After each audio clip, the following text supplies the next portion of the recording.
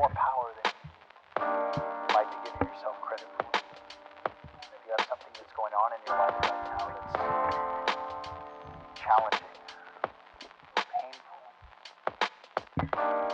it's just a reminder to take a little bit better care of yourself. Because you're worth it.